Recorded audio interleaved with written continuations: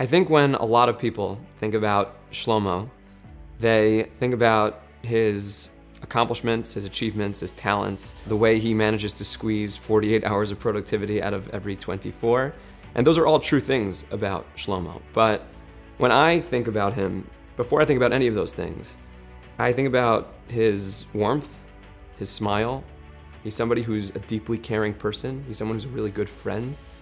And I think to me, those things are really what define his essence more than any of the accolades, achievements, and accomplishments that so many associate with him. Shlomo was always interested in learning, and his mind was just cut out for it. So I remember once when he was little, I was talking to him about the mitzvah payah. I explained to him that the farmer leaves the corners of his field behind for the poor people. So Shlomo looks at me and he says, "What if the field's round?"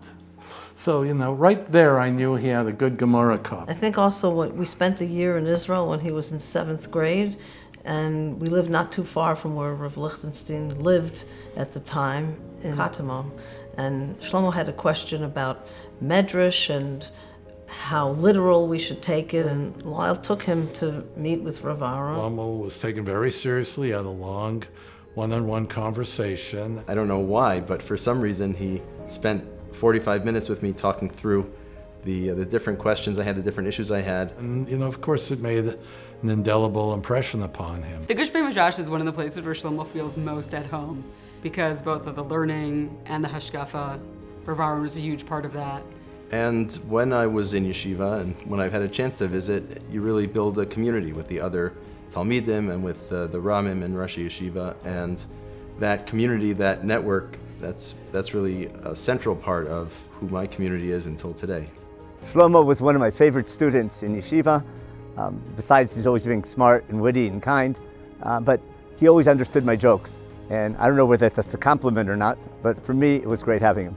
One of Rav Lichtenstein's main educational messages was for his students to always think about ways they could give back, ways they could contribute to Am Yisrael, and maybe the highest on that list was the possibility of being a mechanech, of being an educator, both in the sense that it helps people, but especially it helps people come closer to Hashem's Torah. To the extent that I have the opportunity to teach Torah, I consider it a great schus and a way of living up to those values that I learned at Yeshivat HaRetzion. One of the hallmarks of the Gush overall is its commitment to Talmud Torah, both for men and women. The first time I met Reb Shlomo was in Bnosai, which is the only women's Gemara program in the summer in America.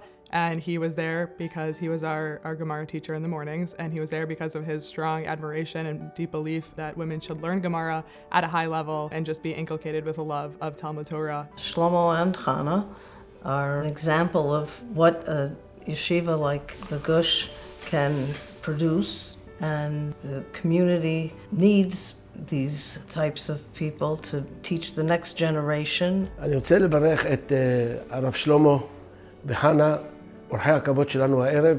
הרב שלמה הוא בוגר הישיבה, למד בישיבה כמה וכמה שנים, ואנחנו שמחים להתכבד בכם היום, כי אנחנו רואים בכם ממש מובילי הדרך, ממשיכי הדרך של הקו החינוכי של הישיבה.